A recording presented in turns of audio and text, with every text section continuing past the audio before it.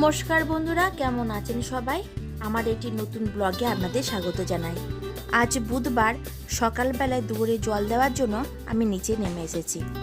আজ সকালবেলায় আপনাদের নিয়ে আমার দিনটা শুরু করছি। আজ জানেন অদ্রিজার খুব জ্বর, কিন্তু তাও ওকে স্কুলে পাঠাতে হবে, কারণ সামনে 1 তারিখ থেকে ওর পরীক্ষা। আর এই এখন পরীক্ষায় কি কি আসবে সেগুলো কয়েকদিন ধরে ডিসকাস করে দেবে, যেগুলো খাতায় লেখাবে না। এখন যদি অ্যাবসেন্ট করে দেয় তাহলে পরীক্ষায় কি কি ধরনের কোশ্চেন আসবে সেগুলো আর বুঝতে পারবে না। কেভি স্কুলের পড়াশোনার পদ্ধতি অন্যান্য স্কুলের থেকে অনেকটাই আলাদা, তাই ওদের খাতায় কম লেখায়, বেশি ডিসকাস করে। যেসব বাচ্চাগুলো মন দিয়ে শোনে ক্লাসের ম্যামরা কি কি বলছেন, তারাই ভালো রেজাল্ট করতে পারে। আর যারা মন দিয়ে ক্লাসে শোনে না ম্যাম কি বলছেন, তাদের রেজাল্টটা অতটা ভালো হয় না। আমি দুয়ারে জল দেওয়ার সঙ্গে সঙ্গে নিচে যেসব গাছগুলো ছোটোখাটো গাছ আছে সেগুলোতেও জলগুলো দিয়ে দিই, কারণ বারবার তো নিচে আসা হয় না। আপনাদের একটা জিনিস দেখেন, এই দেখুন আমাদের গাছে কি সুন্দর কলা হয়েছে। এই গাছের কলাগুলো এত মিষ্টি, কি বলবো আপনাদের। এইগুলো সব কাঁঠালি কলা। এই কলা গাছগুলো আছে বলে থোড় মোচা সব ভালোভাবে খেতে পারে। এই যে দেখছেন, আমি মিশো থেকে জামা কাপড় রাখার একটা ব্যাগ অর্ডার দিয়েছিলাম, সেগুলোই এসেছে। একসঙ্গে 12টা ব্যাগ এসেছে। এই ব্যাগগুলো এমনিতে ঠিকই আছে, কিন্তু এর যে সেলাইগুলো আছে না, সেটা প্রচণ্ড পাতলা সুতো দিয়ে একটাই সেলাই করা আছে।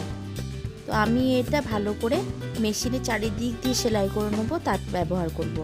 তা না হলে কি হয় বলুন তো, আস্তে আস্তে এই সেলাইগুলো খুলে যাবে আর বেশি দিন ব্যাগটা ব্যবহার করতে পারবো না।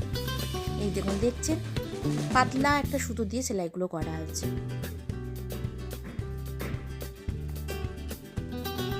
এইগুলো তো আবার এখন ব্যবহার করা যাবে না, সেলাই করার পরে ব্যবহার করব। এখন এগুলো তাহলে রেখে দিই। ওপরে মিস্ত্রিগুলো কাজ করছে, ওদেরকে একটু চা বানিয়ে দিয়ে আসি। এই দেখুন ওপরে চলে এসেছি মিস্ত্রিদের চা দেবার জন্য। চলুন আপনাদের দেখাই কেমন টিনগুলো লাগানো হচ্ছে।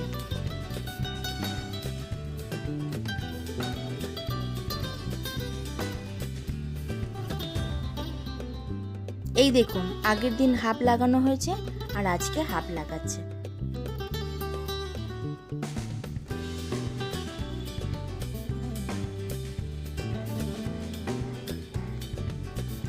এই টিন লাগাতে কত টাকা যে খরচা হয়ে গেল, এর থেকে ছাদে ঢালাই হয়ে যেত। কিন্তু কি করব বলুন, আমাদের তো কোনো পারমিশন নেই, ছাদ ঢালাই করতে পারবো না, তাই টিন লাগানো হলো। আর এই দেখুন সামনেটা কি সুন্দর লাগছে।